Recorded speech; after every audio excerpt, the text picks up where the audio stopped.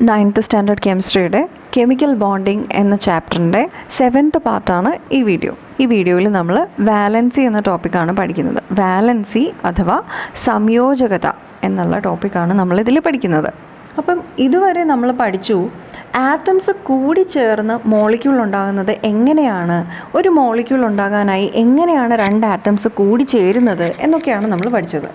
അങ്ങനെ ഒരു മോളിക്യൂൾ ഉണ്ടാകാനായി രണ്ടോ അതിലധികമോ ആറ്റംസ് കൂടി ചേരുന്നതിനെയാണ് ആറ്റംസ് ബോണ്ടിങ് ചെയ്തു എന്ന് പറയുന്നത്. അങ്ങനെയുള്ള കെമിക്കൽ ബോണ്ടുകളെ കുറിച്ചാണ് നമ്മൾ ഇത്ര നേരം പഠിച്ചത്. അയോണിക് ബോണ്ടിനെ കുറിച്ച് പഠിച്ചു. എങ്ങനെയായിരുന്നു? അയോണിക് ബോണ്ടിൽ എന്താ കണ്ടത്? ഒരു ആറ്റത്തിൽ നിന്ന് മറ്റൊന്നിലേക്ക് ഇലക്ട്രോൺ പൂർണ്ണമായും കൈമാറ്റം ചെയ്യപ്പെടുകയാണെങ്കിൽ, ട്രാൻസ്ഫർ ചെയ്യപ്പെടുകയാണെങ്കിൽ അയോണിക് ബോണ്ട് എന്ന് പഠിച്ചു. അതേസമയം രണ്ട് ആറ്റംസ് ഇതേപോലെ ആറ്റംസിനെ ഷെയർ ചെയ്താണ് എടുക്കുന്നതെങ്കിൽ കോവാലന്റ് ബോണ്ട് എന്നും പഠിച്ചു. കോവാലന്റ് ബോണ്ട് തന്നെ പോളാർ മോളിക്യൂൾ എന്താണെന്നും നോൺ പോളാർ എന്താണെന്നും നമ്മൾ പഠിച്ചു. അപ്പം ഏതൊക്കെ രീതിയിൽ ആറ്റംസ് കൂടിച്ചേർന്ന് ബോണ്ടിങ് ചെയ്ത് മോളിക്യൂളുകൾ ഉണ്ടാകുന്നു എന്നുള്ളതിൻ്റെ രണ്ട് തരങ്ങൾ നമ്മൾ ഇതിനോടകം പഠിച്ചു കഴിഞ്ഞല്ലേ. അതോടൊപ്പം തന്നെ ഇലക്ട്രോ നെഗറ്റിവിറ്റിയെക്കുറിച്ച് നമ്മൾ പഠിച്ചു. എന്നാൽ ഇവിടെ ഈ വാലൻസി അല്ലെങ്കിൽ സംയോജകത എന്നുള്ള ടോപ്പിക്ക് പഠിക്കുമ്പം ഇതിനകത്ത് നമ്മൾ ഇലക്ട്രോ നെഗറ്റിവിറ്റിയെക്കുറിച്ചോ അങ്ങനെ ഒന്നുമല്ല പറയുന്നത്. എന്താണ് പറയുന്നതെന്ന് അറിയാവോ? ശ്രദ്ധിച്ചിരിക്കുക. ഇതേപോലൊരു മോളിക്യൂൾ അതല്ലെങ്കിൽ ഇതേപോലൊരു മോളിക്യൂൾ, ഇങ്ങനെ ഏത് തരം ഒരു മോളിക്യൂൾ ഉണ്ടായാലും രണ്ട് ആറ്റംസ് തമ്മിൽ കൂടിച്ചേരുന്നുണ്ടല്ലോ. മനസ്സിലായെന്നില്ലേ? പലതരത്തിലാണെങ്കിലും കൂടിച്ചേരുന്നുണ്ട്. ഇവിടെ ഒരു തരത്തിൽ ട്രാൻസ്ഫർ ചെയ്ത് ഇലക്ട്രോണിനെ കൈമാറ്റം ചെയ്ത് കൂടിച്ചേരുന്നു രണ്ട് ആറ്റംസ്, ഇവിടെയാണെങ്കിൽ ഷെയർ ചെയ്ത് കൂടിച്ചേരുന്നു. എങ്ങനെയായാലും ആറ്റംസ് ബോണ്ടിങ് ചെയ്യുന്നുണ്ട്. അങ്ങനെ ആറ്റംസിന് ബോണ്ടിങ് ചെയ്യാനായിട്ട് എത്ര ഇലക്ട്രോണുകൾ ആ ഒരു ബോണ്ടിങ്ങിൽ ഏർപ്പെടുന്നുണ്ട് എന്നുള്ളതിൻ്റെ നമ്പർ മനസ്സിലായോ? അതിനെയാണ് വാലൻസി എന്ന് പറയുന്നത്. എന്താണ്? ഇതേപോലെ NaCl ആണെന്ന് വിചാരിക്കും. ഇതിനകത്ത് എത്ര ഇലക്ട്രോണുകൾ ഏർപ്പെട്ടിരിക്കുന്നു? എയും Clഉം കൂടെ കൂടി ചേരാനായിട്ട് ആ ഒരു ബോണ്ടിങ്ങിൽ, ആ ഒരു കെമിക്കൽ റിയാക്ഷൻ നടക്കുന്നതിൽ എത്ര ഇലക്ട്രോണുകൾ ഏർപ്പെട്ടു? നോക്കൂ, ഒറ്റ ഒരു ഇലക്ട്രോൺ ആ Naയിൽ നിന്ന് Clലേക്ക് ട്രാൻസ്ഫർ ആയി. ശരിയല്ലേ? ഈ വരച്ചിരിക്കുന്നത് ഈ ഒരു ഇലക്ട്രോൺ മാത്രമേ ഇവിടുന്ന് ഇങ്ങോട്ട് മാറി ഇതേപോലെ ഒരു ബോണ്ട് ഉണ്ടാക്കാനായി സഹായിക്കുന്നുള്ളൂ. ബാക്കി സോഡിയത്തിൻ്റെ കയ്യിൽ ബാക്കി 10 ഇലക്ട്രോൺസ് ഉണ്ട്. അതെല്ലാം അതിൻ്റെ ഇന്നർ ഷെല്ലുകളിൽ ഇരിക്കുകയാണ്. നമ്മൾ ഔട്ടർ മോസ്റ്റ് ഷെല്ല് മാത്രമാണല്ലോ ഇവിടെ വരച്ചിരിക്കുന്നത്. അതേപോലെ തന്നെ ക്ലോറിൻ്റെ ഔട്ടർ മോസ്റ്റ് ഇന്നർ ഷെല്ലിലും ഇലക്ട്രോൺസ് ഉണ്ട്. ഔട്ടർ മോസ്റ്റ് ഷെല്ലിലെ ബാക്കി 7 ഇലക്ട്രോൺസ് ഇവിടെ കാണിച്ചിട്ടുണ്ട്.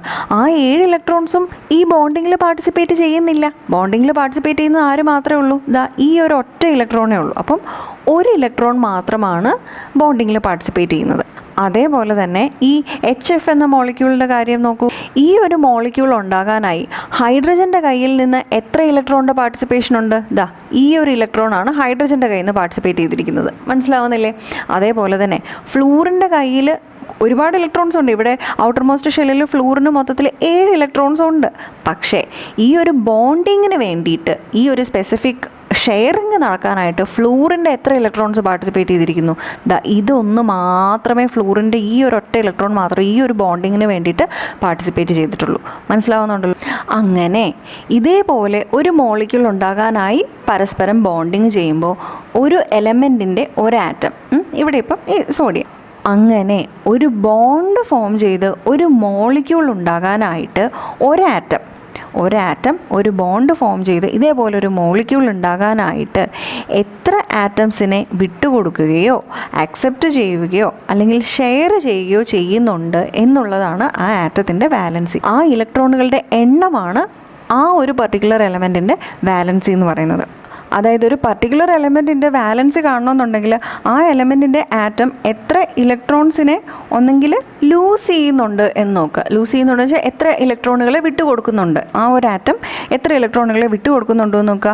അതല്ലെങ്കിൽ എത്ര ഇലക്ട്രോൺസിനെ ഗെയിൻ ചെയ്യുന്നുണ്ട് എന്ന് നോക്കുക. അതായത് എത്ര ഇലക്ട്രോൺസിനെ നേടുന്നുണ്ട് എന്ന് നോക്കുക. അതല്ലെങ്കിൽ എത്ര ഇലക്ട്രോൺസ് ഷെയർ ചെയ്യപ്പെടുന്നുണ്ട് എന്ന് നോക്കുക. ഇതിൽ മൂന്നിലേതെങ്കിലും ഒരു കാര്യമേ ഒരു ആറ്റം ഒരു സമയത്ത് ചെയ്യുന്നുണ്ടായിരിക്കുള്ളൂ. മനസ്സിലായോ? ഇതിനകത്ത് ഏതാണ് ആ ആറ്റം ചെയ്യുന്നതെന്ന് നോക്കുക. അത് എത്ര ഇലക്ട്രോൺസിൻ്റെ എണ്ണം എടുക്കുക. അതാണ് അതിൻ്റെ വാലൻസി. അങ്ങനെയാണെങ്കിൽ പറയൂ, ഹൈഡ്രജൻ്റെ വാലൻസി എത്രയാണെന്ന് ചോദിച്ചിരിക്കുക. അപ്പം നമ്മൾ നോക്കുന്നത് ഹൈഡ്രജൻ ഉപയോഗിച്ചിട്ടുള്ള ഒരു കോമ്പൗണ്ട് അല്ലേ ഇത്? Hydrogen fluoride. അപ്പം നമുക്ക് നോക്കേണ്ടത് ഹൈഡ്രജൻ ബോണ്ട് ഉണ്ടാക്കുമ്പോൾ എത്ര ഇലക്ട്രോൺസിനെ ഒന്നെങ്കിൽ വിട്ടുകൊടുക്കുന്നു, അല്ലെങ്കിൽ ഗെയിൻ ചെയ്യുന്നു, അല്ലെങ്കിൽ ഷെയർ ചെയ്യുന്നു. ഇതാണ് അറിയേണ്ടത്. അപ്പം ഇവിടെ നോക്കൂ, ഹൈഡ്രജൻ ഇവിടെ ഷെയർ ചെയ്തിരിക്കുകയാണ്. ഹൈഡ്രജൻ എത്ര ഇലക്ട്രോൺസിനെ ഷെയർ ചെയ്തിട്ടുണ്ട്?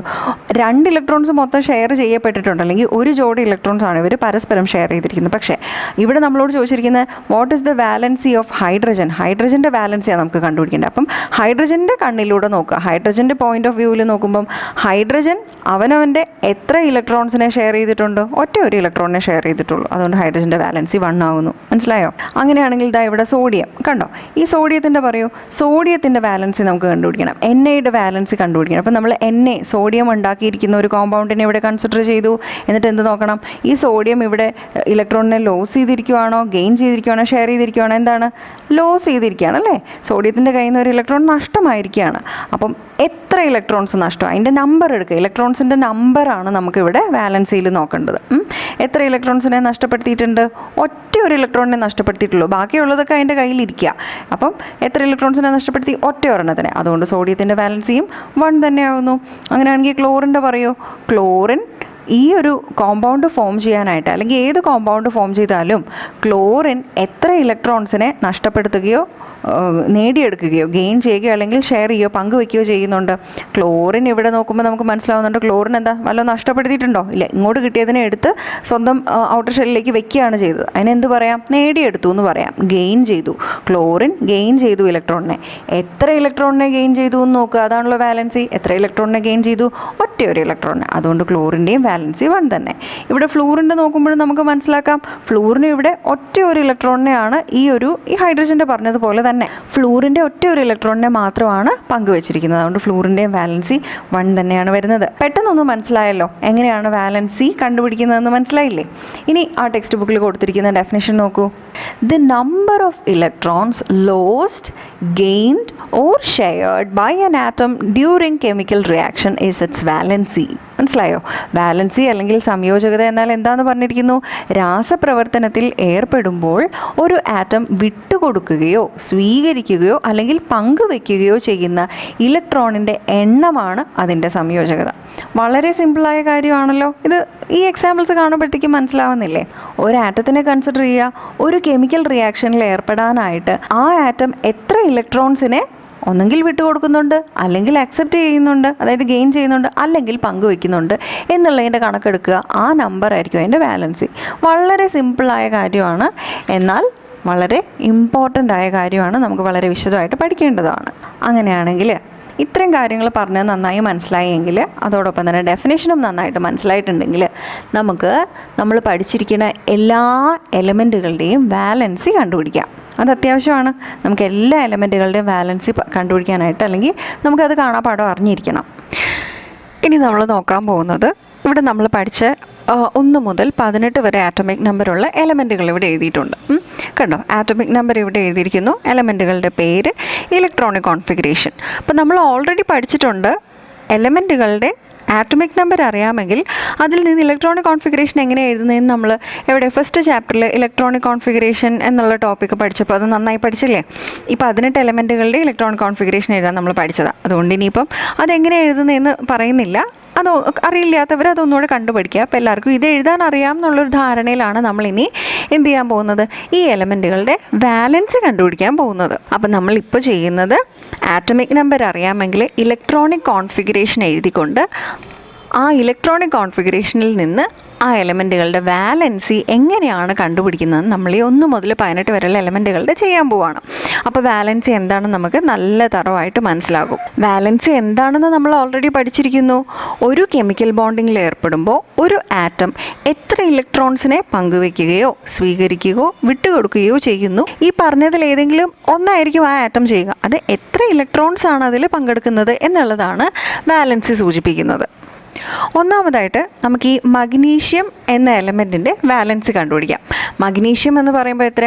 ആറ്റോമിക് നമ്പർ 12 ആണ്. 12 ആറ്റോമിക് നമ്പർ വരുമ്പോൾ തന്നെ നമുക്കറിയാം അതിൻ്റെ ഇലക്ട്രോണിക് കോൺഫിഗറേഷൻ നമുക്ക് എങ്ങനെ എഴുതാം? മഗ്നീഷ്യം 2, 8, 2 എന്നാണല്ലോ വരുന്നത്, മഗ്നീഷ്യത്തിൻ്റെയാണ് ഇലക്ട്രോണിക് കോൺഫിഗറേഷൻ.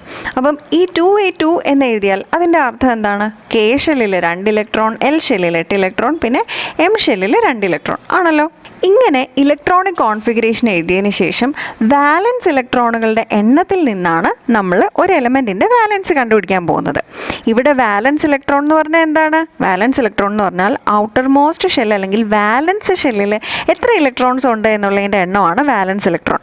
ഇവിടെ ഏതാണ് വാലൻസ് ഷെല്ല്? ഈ ലാസ്റ്റത്തെ M ഷെല്ലാണല്ലോ. അതിനകത്ത് എത്ര ഇലക്ട്രോൺസ് ഉണ്ട്? 2 ഇലക്ട്രോൺസ്. അപ്പോൾ 2 ഇലക്ട്രോൺസ് ആണ് അതിൻ്റെ വാലൻസ് ഇലക്ട്രോൺ. അപ്പം വാലൻസ് ഇലക്ട്രോൺ 2 ആണെങ്കിൽ, അതായത് ഏറ്റവും പുറമേലത്തെ ബാഹ്യതമ ഷെല്ലിൽ വെറും 2 ഇലക്ട്രോൺസ് ആണ് ഉള്ളത് എങ്കിൽ അതിൻ്റെ വാലൻസി എത്രയായിരിക്കും? വാലൻസി എന്നാൽ ഈ രീതിയിൽ ഇലക്ട്രോണിക് കോൺഫിഗറേഷൻ ഉള്ള ഒരു ആറ്റം ഒരു ബോണ്ടിങ്ങിൽ ഏർപ്പെടുമ്പം എത്ര ഇലക്ട്രോൺസിനെയാണ് പങ്കുവെക്കുകയോ അല്ലെങ്കിൽ വിട്ടുകൊടുക്കുകയോ സ്വീകരിക്കുകയോ ചെയ്യുന്നത്? എന്തായിരിക്കും ഇത് ചെയ്യുന്നത്? നോക്കൂ, ഇതിന് ഔട്ടർ മോസ്റ്റ് ഷെല്ലിൽ ആകെ 2 ഇലക്ട്രോൺസേ ഉള്ളൂ എന്ന് ഇതിൻ്റെ ഇലക്ട്രോണിക് കോൺഫിഗറേഷനിൽ നിന്ന് നമുക്ക് മനസ്സിലായി. ആറ്റംസ് കെമിക്കൽ ബോണ്ടിങ് ചെയ്യുന്നത് എന്തിനാണ്? സ്റ്റേബിൾ ആകാൻ വേണ്ടിയിട്ട്, അഥവാ ഔട്ടർ മോസ്റ്റ് ഷെല്ല് ഫില്ലാകാൻ വേണ്ടിയിട്ട് അല്ലേ. ഇതിൻ്റെ ഈ ഔട്ടർ മോസ്റ്റ് ഷെല്ല് ഫില്ലാകണമെങ്കിൽ അതിന് എന്ത് ചെയ്യണം? 8 ഇലക്ട്രോൺസ് ആകണമല്ലോ. ഈ M ഷെല്ലിനെ 8 ഇലക്ട്രോൺസ് ആക്കണമെങ്കിൽ 6 ഇലക്ട്രോൺസ് മറ്റെവിടെ നിന്നെങ്കിലും കൊണ്ടുവരണം. അപ്പോൾ 2ൻ്റെ കൂടെ 6 കൂടെ ചേരുമ്പോൾ 8 ഇലക്ട്രോൺസ് ആയി അല്ലേ. അതിനേക്കാൾ എളുപ്പം ഒരു വഴിയുണ്ട്. എന്താ അറിയാമോ? ഈ ലാസ്റ്റ് ഷെല്ലിലുള്ള ഈ 2 ഇലക്ട്രോൺസിനെ മറ്റേതിനെങ്കിലും ഡൊണേറ്റ് ചെയ്യുക. ഈ 2 ഇലക്ട്രോൺസിനെ മറ്റേതെങ്കിലും ആറ്റത്തിന് കൊടുക്കുക. അപ്പോൾ Kയും Lയും ആയിട്ട് കണ്ടോ 2, 8 എന്നുള്ള രീതിയിൽ അതിന് സ്റ്റേബിൾ ആകാൻ സാധിക്കും. അപ്പം 6 ഇലക്ട്രോൺസ് മറ്റെവിടെ നിന്നെങ്കിലും കൊണ്ടുവരുന്നതാണോ ഈ 2 ഇലക്ട്രോൺസിനെ മറ്റാർക്കെങ്കിലും കൊടുക്കുന്നതാണോ എളുപ്പമാർഗം? 2 ഇലക്ട്രോൺസിനെ വേറെ ഏതെങ്കിലും ആവശ്യമുള്ള ഒരു ആറ്റത്തിന് കൊടുക്കുന്നതല്ലേ എളുപ്പം. അതുകൊണ്ട് തന്നെ മഗ്നീഷ്യം ചെയ്യുന്ന എന്താണ്?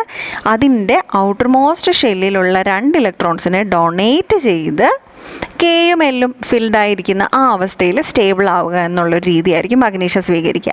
അത് നമുക്ക് എവിടെ നിന്ന് മനസ്സിലായി? ഈ ഇലക്ട്രോണിക് കോൺഫിഗറേഷൻ എഴുതിയപ്പോൾ തന്നെ നമുക്ക് മനസ്സിലായി. കണ്ടോ, ലാസ്റ്റ് 2 ഇലക്ട്രോൺ എന്ന് കണ്ടപ്പോൾ തന്നെ നമുക്ക് മനസ്സിലായി മറ്റെവിടെന്നെങ്കിലും 6 ഇലക്ട്രോൺസിനെ കൊണ്ടുവരികയോ അത് പങ്കുവയ്ക്കുകയോ കോവാലന്റ് ബോണ്ടിൽ ഏർപ്പെടുകയോ ഒന്നും ചെയ്യേണ്ട ആവശ്യമില്ല. 2 ഇലക്ട്രോൺസ് എന്ന് കാണുമ്പോഴേ ഈ 2 ഇലക്ട്രോൺസിനെ അങ്ങ് എവിടെയെങ്കിലും കൊടുക്കുക എന്നുള്ളതായിരിക്കും എളുപ്പം. നമുക്ക് മനസ്സിലായി. പിടികിട്ടിയോ? അതായത് മാഗ്നീഷ്യം ഒരു കെമിക്കൽ ബോണ്ടിങ്ങിൽ ഏർപ്പെട്ട എന്ത് ചെയ്യും? ഡൊണേറ്റ്സ് 2 ഇലക്ട്രോൺ അല്ലേ. 2 ഇലക്ട്രോണിനെ ഡൊണേറ്റ് ചെയ്യുകയാണ് ചെയ്യുന്നത്. എങ്ങനെ മനസ്സിലായി?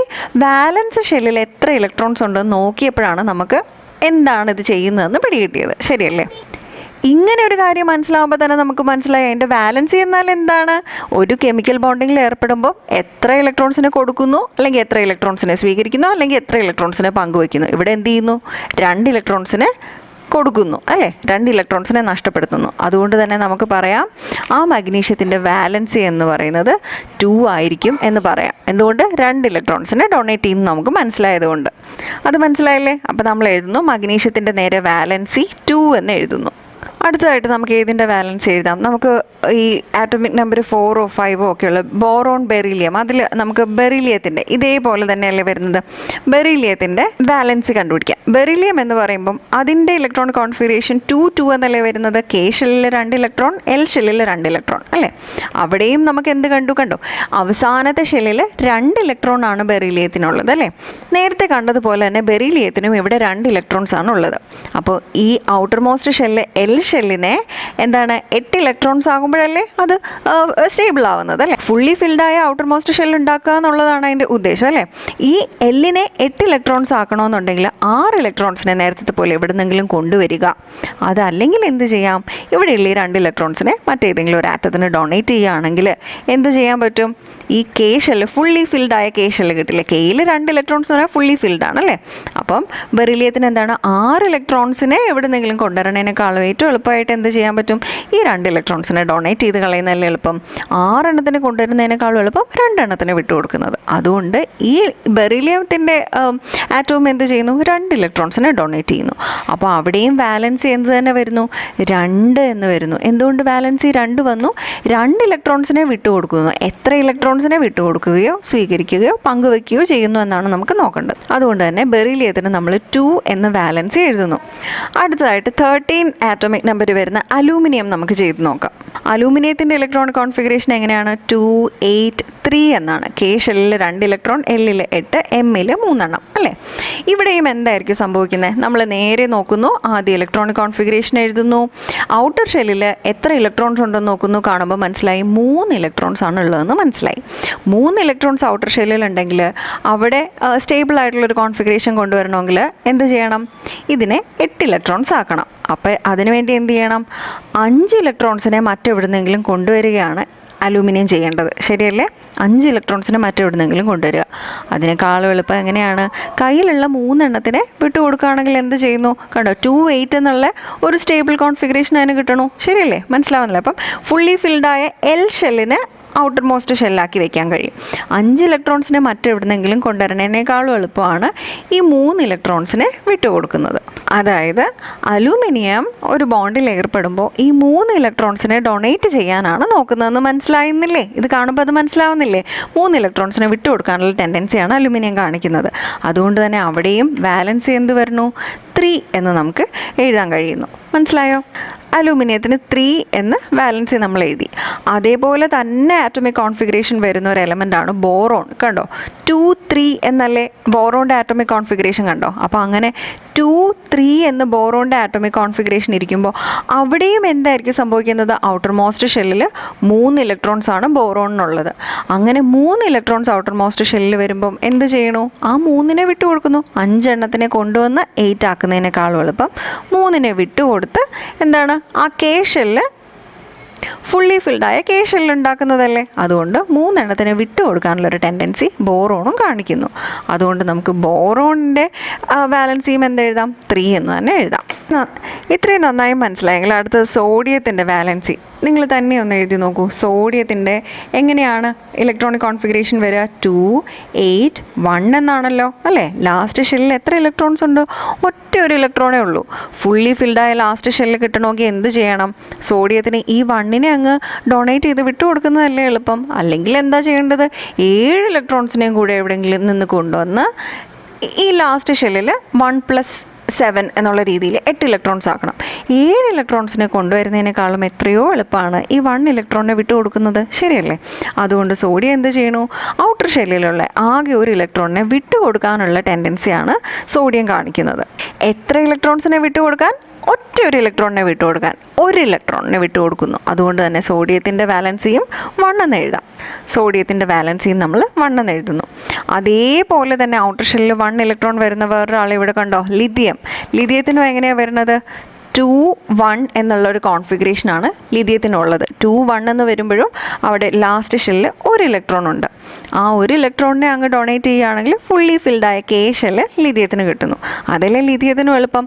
7 ഇലക്ട്രോൺസിനെയും കൂടെ അക്സെപ്റ്റ് ചെയ്യുന്നതിനേക്കാളും എളുപ്പം 1 ഇലക്ട്രോണിനെ വിട്ടുകൊടുക്കുന്നത്. അവിടെയും ഇൻവോൾവ് ആയ നമ്പർ ഓഫ് ഇലക്ട്രോൺസ് എത്രയാണ്? 1. അതുകൊണ്ട് 1 ഇലക്ട്രോണിനെ വിട്ടുകൊടുക്കുന്നത് കൊണ്ട് ലിഥിയത്തിൻ്റെയും വാലൻസി 1. ഇത്ര എലമെൻറ്റുകളുടെ വാലൻസി എങ്ങനെ എഴുതിയെന്ന് നന്നായി മനസ്സിലായല്ലോ.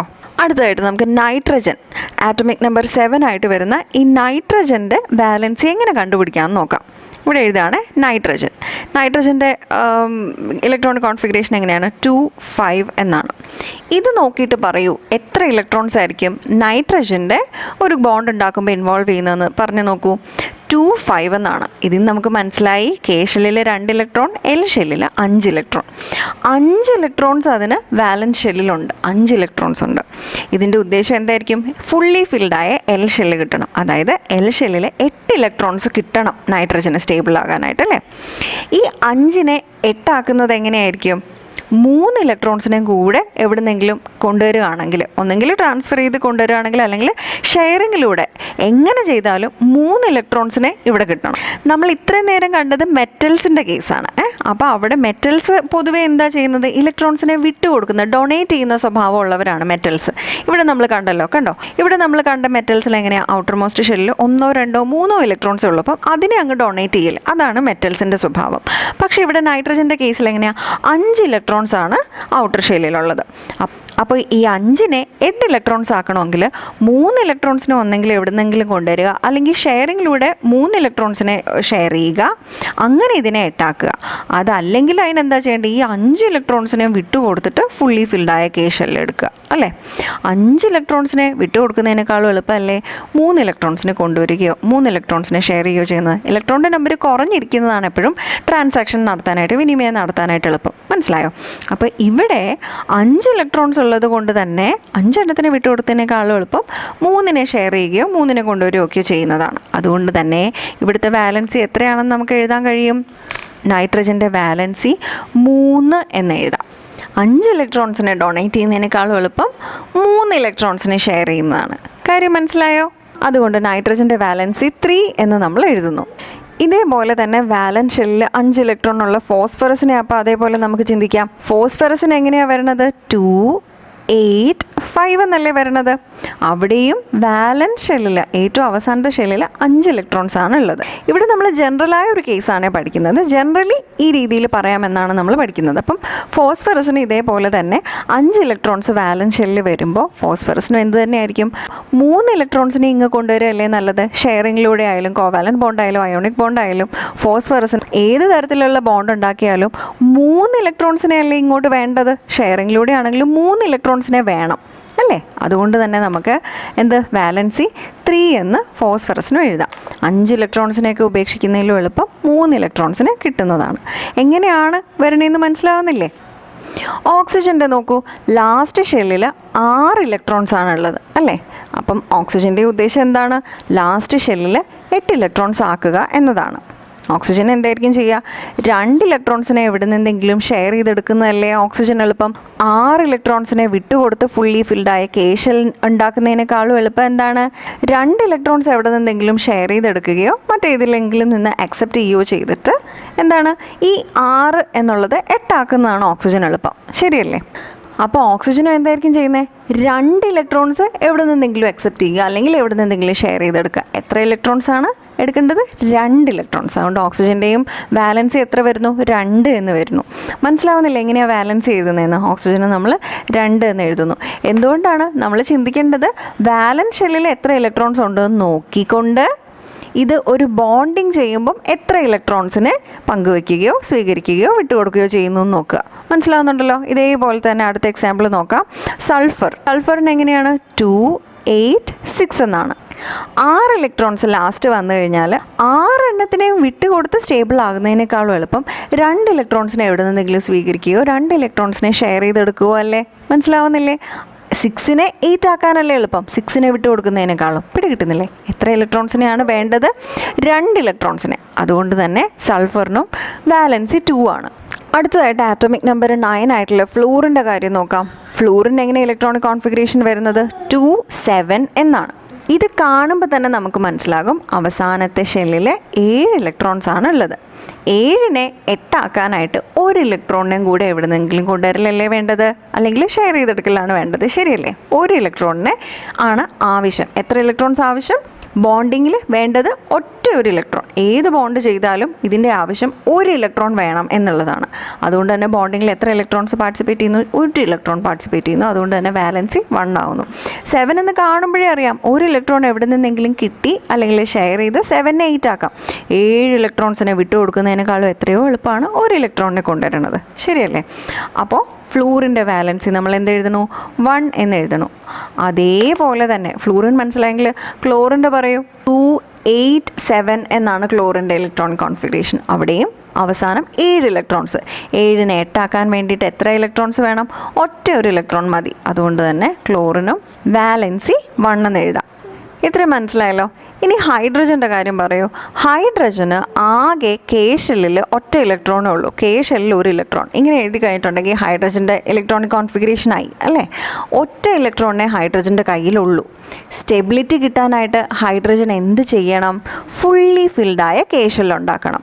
കെ ഷെല്ലിനെ ഫുള്ളി ഫിൽഡ് ആക്കണമെങ്കിൽ 2 ഇലക്ട്രോൺസ് വേണം. അതായത് ഈ 1 എന്നുള്ളത് 2 ആക്കണം. ഇതല്ലേ ഹൈഡ്രജൻ്റെ ആവശ്യം? അതിന് വേണ്ടിയിട്ട് ഹൈഡ്രജൻ എത്ര ഇലക്ട്രോൺസിൻ്റെ ആവശ്യമുണ്ട്? 1 ഇലക്ട്രോണിൻ്റെ കൂടെ ആവശ്യമുണ്ട് അല്ലേ?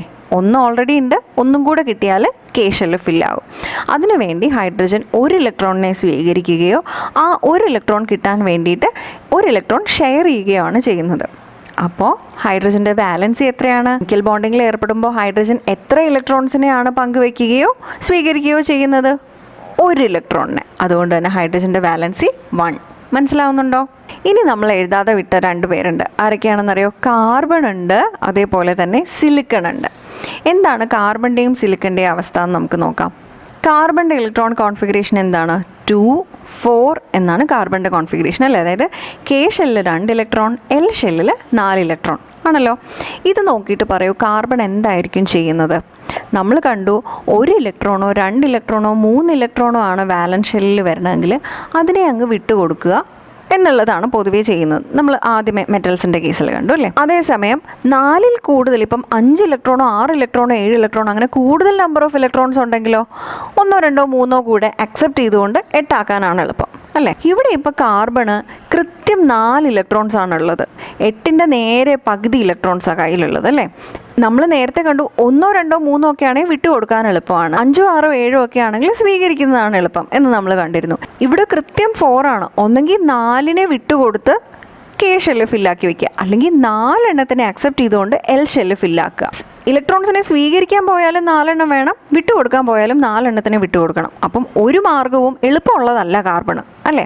മാത്രവുമല്ല 4 ഇലക്ട്രോൺസിനെ സ്വീകരിക്കുകയോ 4 ഇലക്ട്രോൺസിനെ അക്സെപ്റ്റ് ചെയ്യുകയോ വേണമെങ്കിൽ കൂടുതലായ എനർജി വേണം. 3 ഇലക്ട്രോൺസിനെ വരെ സ്വീകരിക്കുകയോ അക്സെപ്റ്റ് ചെയ്യുകയോ ചെയ്യുന്നത് പോലെയല്ല, ഇവിടെ നമ്പർ ഓഫ് ഇലക്ട്രോൺസ് കൂടുതലല്ലേ അവസാനം, അതുകൊണ്ട് കൂടുതൽ എനർജി ആവശ്യമാണ്.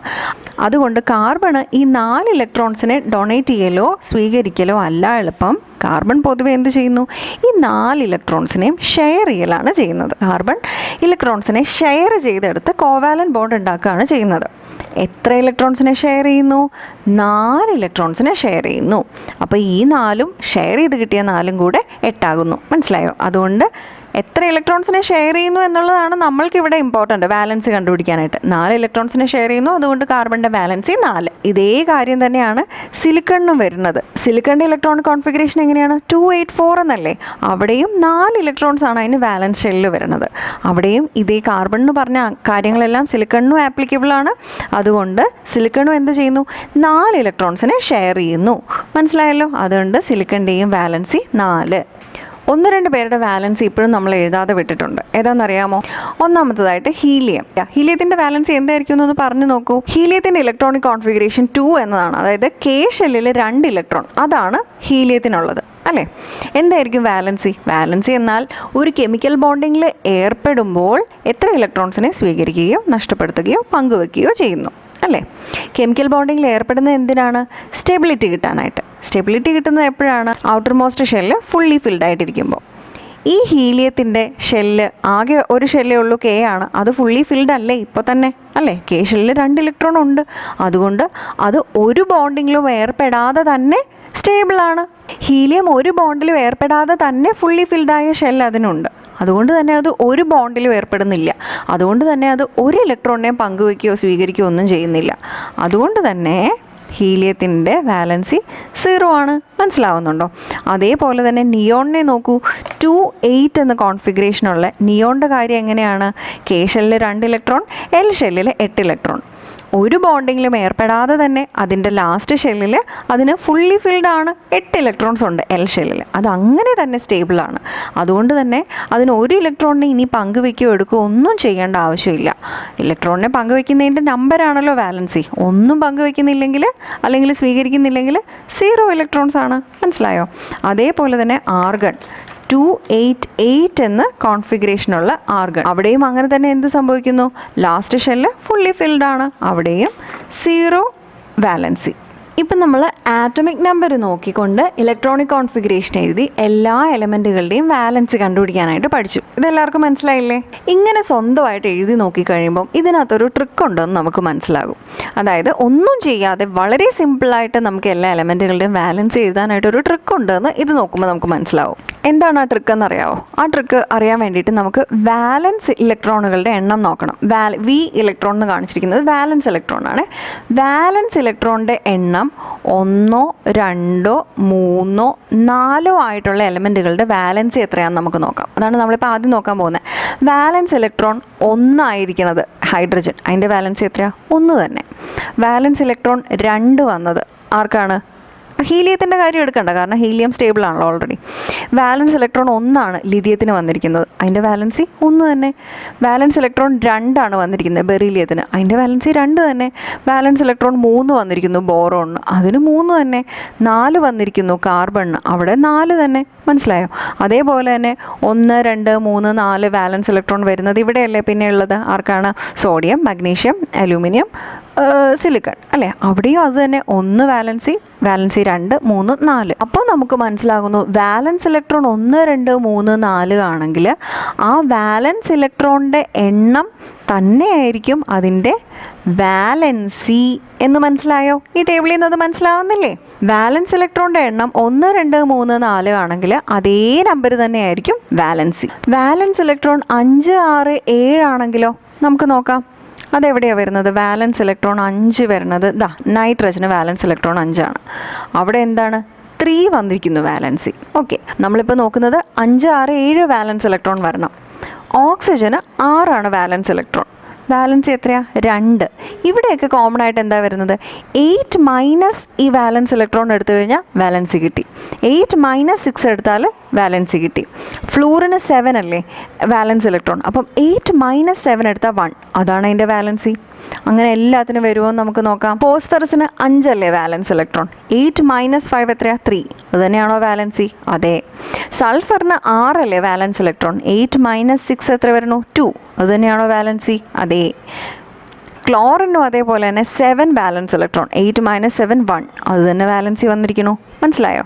അപ്പോൾ ഇതിൽ നിന്ന് മനസ്സിലാക്കാം വാലൻസ് ഇലക്ട്രോൺ 1, 2, 3, 4 ആണെങ്കിൽ ആ വാലൻസ് ഇലക്ട്രോണിൻ്റെ എണ്ണം തന്നെയായിരിക്കും അതിൻ്റെ വാലൻസി.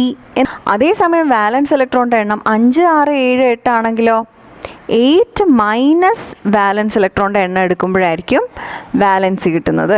ഈ ഒരു കാര്യം ഓർത്ത് വെച്ച് കഴിഞ്ഞാൽ നമുക്ക് എളുപ്പമായിട്ട് വാലൻസി കണ്ടുപിടിക്കാനായിട്ട് പറ്റും. വാലൻസ് ഇലക്ട്രോണിൻ്റെ എണ്ണം വാലൻസി ആകുന്ന എപ്പോഴാണ്? 1, 2, 3, 4 വാലൻസ് ഇലക്ട്രോൺ വരുമ്പോൾ. 8 മൈനസ് വാലൻസ് ഇലക്ട്രോണിൻ്റെ എണ്ണം എടുക്കുമ്പോൾ വാലൻസി കിട്ടും. അതെപ്പോഴാണ്? വാലൻസ് ഇലക്ട്രോൺ 5, 6, 7 ആയിരിക്കുമ്പോൾ. ഇതൊരു ചെറിയൊരു സൂത്രമാണ്. ഇതറിഞ്ഞു കഴിഞ്ഞാൽ നമുക്ക് എളുപ്പമായിട്ട് ഏതിൻ്റെ വേണമെങ്കിലും വാലൻസി കണ്ടുപിടിക്കാം. വാലൻസിയിൽ നിന്ന് എങ്ങനെയാണ് കെമിക്കൽ ഫോർമുല ഉണ്ടാക്കുന്നതെന്ന് നമുക്ക് നെക്സ്റ്റ് വീഡിയോയിൽ നോക്കാം.